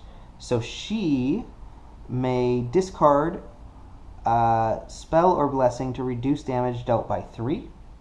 So she's going to discard a Holy Light to reduce that damage by 3. What is the 1d4 fire damage? Oh, it's a 4. Oh boy. Okay, so she's going to also discard the Flame Staff. And then she's going to recharge Onair to add 1d10 to her perception check. So she's rolling a d4 and a d10. She needs to meet or beat an 8. This is tough. And it has the undead trait. It does not have the fire trait. So maybe I should have done this in the other order, because I could have used the Brilliance of Ra to add a die to the check. that uses the fire trait. So that would have been 2d4s plus 4. That could probably beat a d4 plus a d10. Oh well. We're going to just sort of hope for the best. Okay, it was a 5. That was not the best. So I'm dealt 1d4 combat damage, recharge my hand, and end my turn. Dealt 1 combat damage. So again, I'm going to recharge a spell. No, it's not, I don't get to recharge it, I have to discard it. So in that case, I'm going to discard the Brilliance of Ra, recharge my hand, and end my turn. And I recharged on air for some reason. I'm supposed to put them on top. And end my turn. 1, 2, 3, 4, 5, drawing back up. I think I reset my hand after... Well, that doesn't make a lot of sense. When it says to end your turn, do you reset your hand as well? Let me see.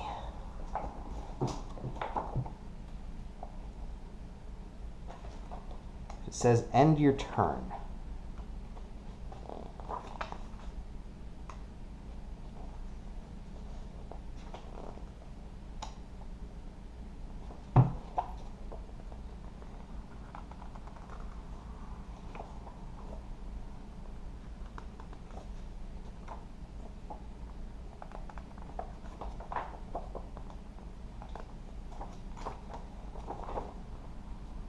End your turn. First, apply any effects that happen at the end of your turn. While you do this, unless a power directed you to end your turn, you may play cards and use powers. Then reset your hand when you're done the turn. So, yeah, ending your turn does include resetting your hand. Okay, Tup's turn. Might lose this scenario. We're gonna... I did shuffle this deck. Let me just give it another quick shuffle. We're going to explore a Scarab Swarm. Difficulty to defeat, blah, blah, blah. If defeated by less than 4, and the check to defeat does not have the fire trait, shuffle the Scarab Swarm into the deck. So I would like this check to have the fire trait. Unfortunately, none of them have the fire trait. None of the cards I have the fire trait. But I could banish a card to use my arcane skill plus 1d8 and add the attack, fire, and magic traits. This counts as playing a spell. So I could do that. I could even do that with my acid flask. I could do that with acid flask or acid jet. I'm going to do that with the acid jet because the acid flask is a little bit more useful, I think. So I'm banishing the acid jet to roll a d12 plus a d8 plus 1 with the attack, fire, and magic traits. d12, d8 plus 1. I need a 6. Alright, that was plenty sufficient, and I had the fire trait, so I don't need to worry about this swarm. I have completely eradicated it. What else can Tup do during his turn? Not a lot, unfortunately. So he is going to reset his hand. 1, 2, 3, 1, 2, 3, 4, 5, 6, and then he's going to recharge a random card because of his Curse of Poisoning. It was the Stained Glass Elemental. Okay. Only like 3 more turns. Alright, it's Yoon's turn. Flip over a blessing. She's heading over. Everybody's there. So we've got to get through these 1, 2, 3, 4, 5, 6, 7 cards. Yeesh. In the next 3 turns. And I don't have... Luckily, I have several things I can discard to explore my location. How many cards does she have? 1, 2, 3, 4, 5, 6. So she's safe if she has to draw her entire hand. What about Tup? 1, 2, 3, 4, 5, 6, 7. She's plenty safe. 1, 2, 3, 4, 5, 6, 7, 8. Okay, everybody's safe. I don't need to use my potion of healing. Now, do I give an item at the start of my turn before moving, I believe. So I couldn't give that potion to Tup right now. give a card, then move. That's another reason that Tup's Crazy Flaming Sheep could be useful. Alright, I'm going to explore. Ah, the collapsing scaffolding. Well, luckily, here we actually have a better chance of this.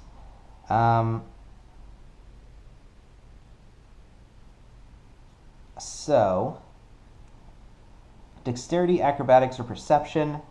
She has actually a D8 plus 1 for acrobatics. So she'd be fairly good at this check. And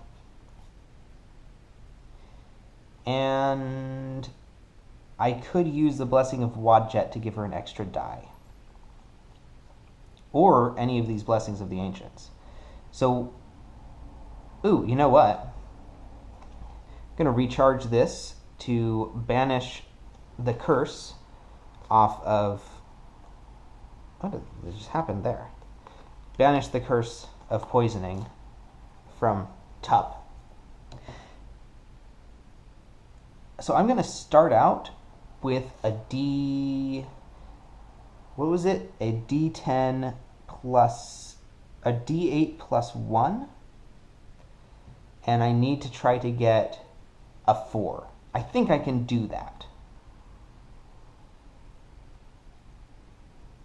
Oh, you know what? I shouldn't have been dealt combat damage on this last one because the result of the first check didn't exceed the result of the second. Oh, no, it did. It did. Okay. A D8 plus 1, I need a 4. Basically, I can roll anything but a 1 or a 2. That's pretty good odds, I think. I'm a little nervous. Maybe I should play a Blessing of the Ancients. No, not yet. D8 plus 1. Come on, come on, come on. All right, a 4. Oh, perfect. Okay, 5. That's great. Now, for my second check, I will play a Blessing of the Ancients to roll 2 D8s plus 1. And that... and I will play the Blessing of Wadjet. Blessing of the Ancients... Well, no, that's not even usable, is it? No. So I can only play the one Blessing for now. So 2 D8s plus 1. I think I can do it. 5, 6. Oh, no. Oh, no, no, no, no. All right, well, it did exceed the first check. So, I think it's undefeated. I didn't defeat the frickin' collapsing bridge. But I don't take the combat damage. I don't have to reset my hand in my turn, which means I can explore again. So I'm going to discard my camel to explore again, and I get to add 1d6 to survival checks. Oh no! Oh no, that's horrible. Okay. Well, we're going to do it again. A d8 plus 1. Oh no, I've failed again. Okay. This is horrible. Alright. We're going to discard the Shock Lizard, and we're going to add the Electricity trait to my combat checks. Oh no! I'm terrible unless there's 2 collapsing scaffoldings in this deck. I'm doing a really crappy job of shuffling. Alright, d8 plus 1. A 9! That's horrible! Oh no. I'm not going to be able to exceed that with my second check. So I'm going to have to discard a Blessing of the Ancients. This is stupid. I'm going to have to discard a Blessing of the Ancients. And I'm going to have Tup give her a plus 4. So it's 2 d8s plus 5. Alright, 7 plus 5. I've finally defeated this freaking scaffolding. But now everybody, she and Estra, have to take damage. But I can reveal a card that has the fire trait to reduce the fire damage by 3. So let's see what the fire damage is. It's 3. Okay, she's reducing the fire damage by 3 using the torch. And Estra can discard a spell or blessing. No, she's going to recharge her crocodile skin shield to reduce the fire damage by 2. And she's going to then discard Onair as damage, but since she's discarding Onair as damage, she's recharging him instead. Okay. Oh, that was so bad. And then we're going to discard the Daba to explore again. And it's a Bone Crusher Hunter. So it's another Knoll, just like in the first scenario. I need a 9.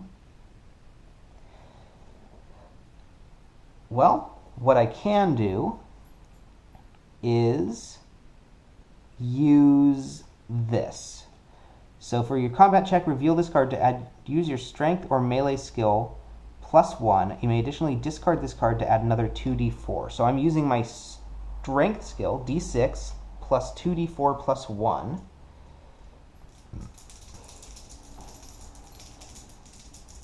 So basically I'm going whoosh, whoosh, whoosh, with my torch. Oh no. That was a 3. If I roll anything lower than a 3, this counts as a 3. I'm not even joking.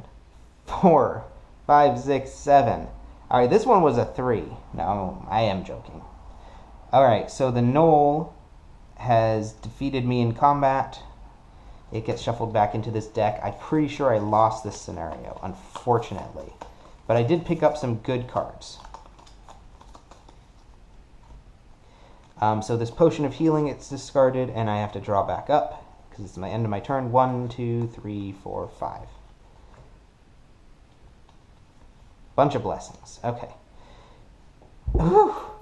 Alright, it is Estra's turn. Estra is going to flip over the next blessing, and she's going to explore. She has nothing in her hand, but she's going to... So it can't hurt to explore unless she draws a card that hurts everyone else at the location.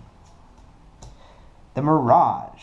When you examine or encounter the Mirage, if any other location is open, the Mirage is evaded. Shuffle it into a random other open location. That was so perfect. Oh my god. So, I found the Mirage. This is the last location. So this is not the Mirage, actually. This is not the true Mirage. This is my destination. This is the River Sphinx. We get to refill our water flasks. I need to succeed at a wisdom or perception check. She can roll a d12 for her wisdom check. And we have lots of cards that we can play. Well, one card that we can play to add to the check. So, again, Yoon is going to... Actually, we're going to do it in this order. Tup is going to add 4. It's not just combat checks, right? Another character attempts a check, add 4 in the fire trait. So Tup is going to recharge any of his cards. We'll recharge the acid flask to add 4 and the fire trait to her check. Then Yoon is going to recharge a blessing of the elements to add a die to the check. So now she's got 2 d12s plus 4 plus the fire trait, and she will have to take damage, but that can't hurt me at this point because I won't actually get to the end of her turn. So 2 d12s plus 4. That's the best I can do. Unless I roll a 1 on both of these, I've succeeded. Okay, very nice. An 8 plus 4 is a 12. So we have defeated the Mirage. Very nice. Deliverance goes back into Tup's hand, and these guys all get discarded. All right, that was down to the wire. That was a close one. I do like when this game gets really close, razor thin. I do not like replaying scenarios, because there's already 36 friggin' scenarios in a campaign. And they're all fairly similar. But I do like when the game is close, as this one was. When you win by just like the perfect roll, or you win on the last turn, that's great. So let's get everything packed up and we can get our rewards for the scenario. Okay, so the scenario rewards are each character gains a skill feat and the loot game of Afterlife. So, first of all, we have to figure out this skill feat situation. Now that means I get to check one of these boxes next to the character's skills and add a permanent +1 to one of their skills. So I want to think about a couple of things. What skills are these characters going to be using the most often? But also, what holes do I have in my party? What skills is nobody or are nobody? What skills are nobody in my party good at? And I think currently Tup has the best dexterity. Dexterity is a pretty important skill, and he's not really running into problems yet with his spells in terms of rolling successes on those. So instead of giving him charisma to make his spells stronger, I might give him a +1 to his dexterity. Estra, on the other hand, I do want her to be succeeding at her stuff, so I might give her a +1 to her wisdom. There's no real point to giving her +1 to strength, dexterity, or constitution because they're so low anyway. I mean, I guess it would work to give her strength is a D4 +2, so she always has at least a minimum of 2, but she has no weapons, so I don't know about that. Yoon, I'm sort of torn between the first three, strength, dexterity, or constitution. Now I know she can become proficient in weapons, and right now she has one melee bludgeoning weapon, and she has a sling staff, which uses dexterity or ranged, and she has a blowgun, which uses dexterity, ranged, or stealth. She's got a fairly good stealth score.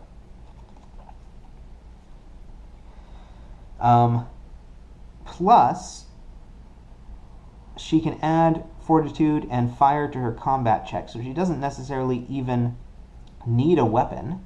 She can recharge a blessing to add to her combat check, and default combat check is a strength. So I'm thinking I might even give her a +1 to strength because she's the only one who has a strength that's greater than a D4. I think I'm going to do that. This constitution, I mean, that'd be nice. Obviously, constitution is her strongest skill, and that's the one she can increase the most. But I think giving her the + to strength, because nobody else can do strength checks, would be the best choice. Tup is going to be my dexterity acrobatics dude. So, I think I'm going to go with that for this first one. So, Tup gets a +1 to dexterity. Estra gets a +1 to her wisdom.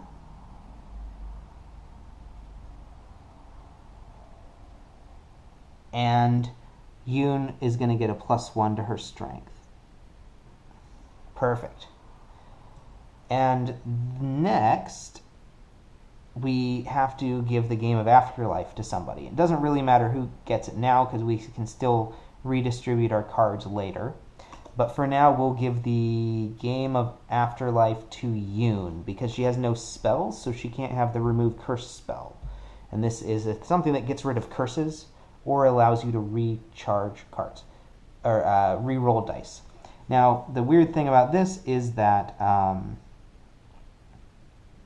Estra has the highest intelligence, and this you can use an intelligence check to recharge it.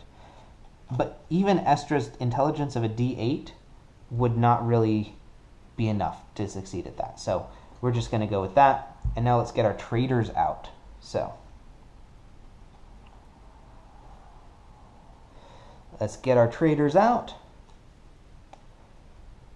and get everybody trading. So we have Falsen Deek again, who can give us some items. He's from the Aspis Consortium. The mines of the shining mountains. Simply anyone could be as rich as I am, and we can't allow that. Come, see what my servants have brought back from the mines. I'm sure I will enrich your soul and my pockets.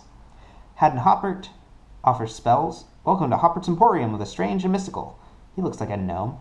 Let's see. I'm sure I've got that, what you're looking for in one of these books, or maybe in these holy scrolls. I should get a slightly better system of organization. Oh, I know. There's a spell for organizing your shelves. Now, let's see.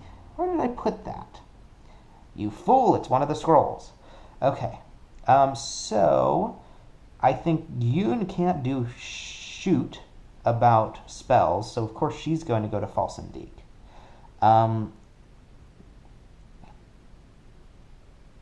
Tup is trying to collect these alchemical items, but at the same time he can only carry 3 items. He can carry a lot of spells. So I think Tup and Estra are going to Haddon Hoppert's. And let's see what their inventory is. So Falsendeek, a noxious bomb, and a potion of healing. Those are the inventory. That noxious bomb seems pretty cool. It looks cool, at least. And Haddon Hoppert, acute senses, augury, and another cure spell. It would be nice to pick up a second cure spell, maybe. That augury was not terribly helpful in this scenario. What is this acute senses? Display this card next to a character's deck. While displayed, that character adds 1 die to his perception checks. That would be really nice to have. Perception has come up a couple of times already. After that character explores, he may examine the top card of his... That's a really good one. I'm definitely getting that. Okay, so let's see what we can trade in. So Yoon here. Again, we can just trade in basic blessings. It's not a big deal, because we can easily get them back. But I'm not really that keen on this Daba, so I think I'll trade in a Daba. Well, what am I getting? Do I want the Noxious Bomb? For your combat check, banish this card to use your dexterity or range skill plus 2d6. You may additionally discard another card to add your craft skill. You may succeed at a craft 9 check to recharge that card instead of discarding it. For your combat check, banish this card to use your dexterity or range skill plus 2d6, and it would get the poison trait. Okay? And this one is liquid alchemical healing. I do want this Noxious Bomb. I'm going to give it to Tup probably, but I'll take that. We already have a potion of healing, so... Alright, we'll get rid of the Daba. And...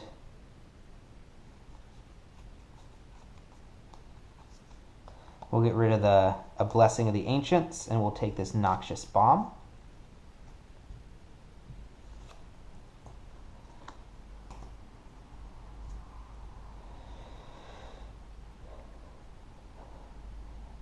And this is no longer needed. Alright.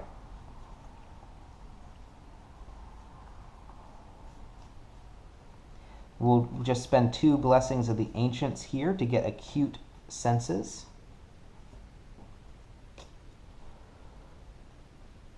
And does Tup want augury or divine? Or augury or cure? You know, it wouldn't hurt to have a cure spell. Tup could use a cure spell. But does he even have the blessings to spend on this? Yeah, he's got a couple blessings of the elements. He's going to spend 2 blessings of the elements. And he's going to take this cure spell. It's always nice to have a cure spell on hand. And we will get rid of augury. Now we're going to rebuild our decks. Okay, so here's how we set it up. I gave the sling staff back to Tup, or to Tup. Yoon still has the torch and the blowgun. I considered taking 2 blowguns, but the torch has the fire trait, which she can use to reduce damage. Estra now has 2 cures, 2 holy lights, and this new acute senses spell, which looks pretty darn cool. That means I gave the remove curse spell to Tup, because you really got to have one of those in your deck. And then he's got the 4 elemental spells: Chill, Immolate, Splash, Venom. Okay, Tup's still got the Scarab Buckler, and Yoon has the Crocodile Skin Madu, because it reduces fire damage, and she can use it to add to her melee combat check. Yeah. So, actually, she doesn't have melee. Should it be the strength or melee combat check? I think that might actually have been clarified. But, yeah. So if she uses, for instance, the torch, she can use her Madu for that. She's got the Coal of Uncanny Discernment and the Game of the Afterlife, since Tup's got the Remove Curse. Estra has the Flame Staff and the Osirian History Guide. And Tup, it was hard to narrow it down to just 3 items, so I'm going to give him an item. Next time I get a card feat, which I believe is after this next scenario, he's going to get an extra item in his deck, so he can really capitalize on having this Alchemist kit. But he's got the Alchemist kit, Potion of Healing, and an Acid Flask, because that was very nice against those acid pits. Yoon, I wanted her to have another Shock Lizard, because it's got the electricity trait. Actually, anything that has an elemental trait would be good for Yoon to have.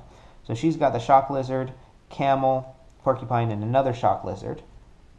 Tup has the Stained Glass Elemental, because it seemed like that would be nice for him to have. I don't know why. It just seemed something good for him to have. And he's got the Porcupine. And Estra has the 2 clansmen, of course, and her dead husband. And then with the blessings, I'm really liking Blessing of the Elements. So I got to draw a couple of extra blessings to fill in the empty spots, but basically I gave Wadjet to Yoon because it's a discard, but she can recharge it really easily. And I gave the Blessing of Pharasma to Tup, because he's the one who's going to be playing a lot of combat spells. And then I gave just lots of blessings of the elements all around.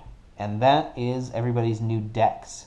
So it's time to get everybody shuffled up and go on to the next scenario, which is the Tainted Tower.